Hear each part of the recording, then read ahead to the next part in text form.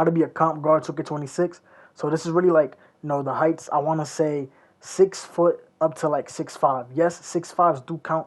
They do get the tall animations, but they get 99.3, so I would count them. And I know you seen that shot. Where the bro, like, he jumped on me. I don't care. Up at Green Bay. Where the bro. So the first thing that we're going to talk about is the settings, the passing settings, the controller settings in general for point guards, because they're really going to be like really different from the ones that you use on centers and on lockdowns. So we're going to go to controller settings. The first thing you want to do, your pro stick function, make sure that's on default. Your pro stick orientation, make sure it's on absolute. That just helps you like dribble better for the pro stick function. That helps you like play defense better.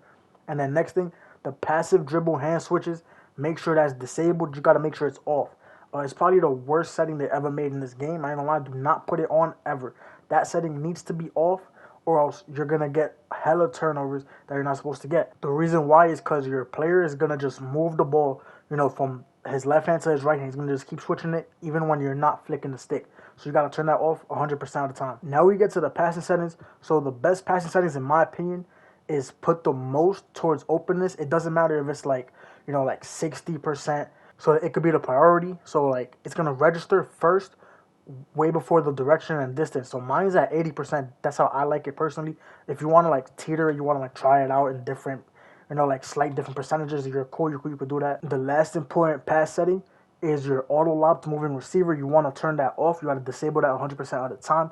And so what that does, if it's on, if your lock or your stretch big is dexing, the one on your team, and you pass it to them, if they're still in the middle of the animation, it's going to end up throwing a triangle pass, which is a lob pass. It's like a slow overhead type pass, and you do not want that at all.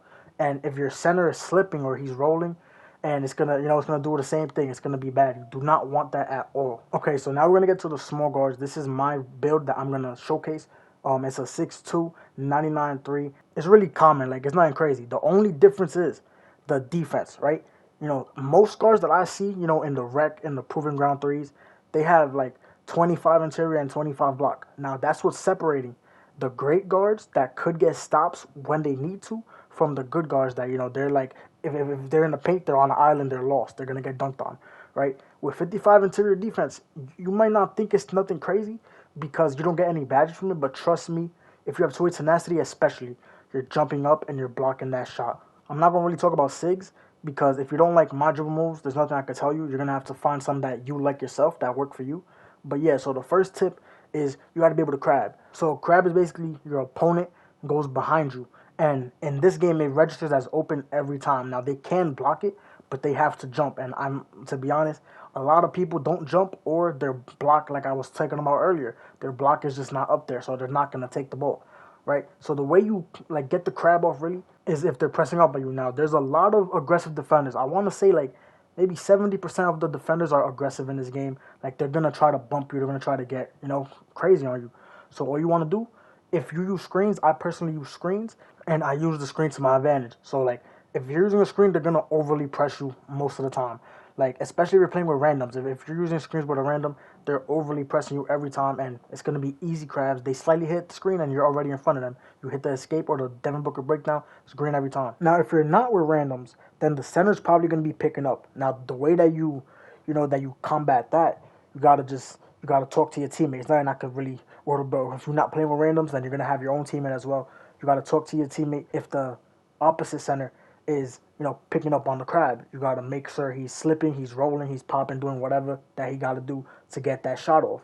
And sometimes you even shoot in between them. Like, if you're crazy, you shoot in between. I'm not going to lie. But it's not ideal. But like if you going crazy that game and you feel it, like you could do that. I ain't gonna lie, it definitely works. There's also some defenders that they're just not gonna allow a crab.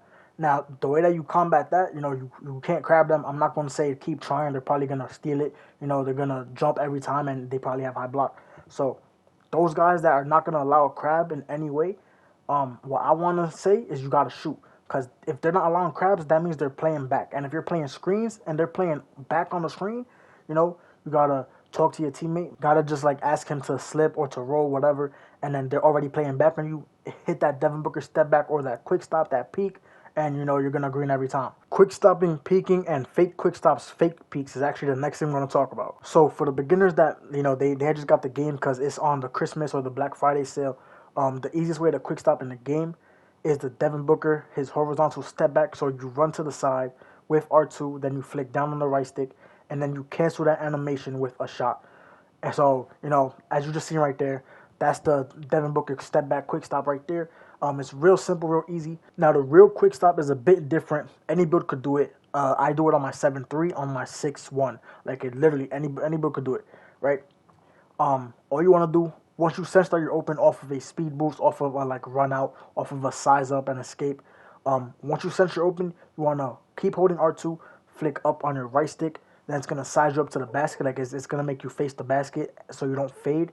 Then you want to just tempo shoot it, like you want to hold down on your right stick and then flick up. You want to tempo shoot the ball right after it makes you size up to the basket, and then word of bro, it's gonna be easy greens.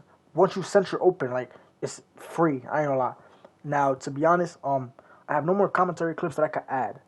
I really wish they had it like unlimited. So I'm gonna have to do a part two. I'll do a part two. 10 likes. I'll do a part two. Word of Berkey. Yeah, don't forget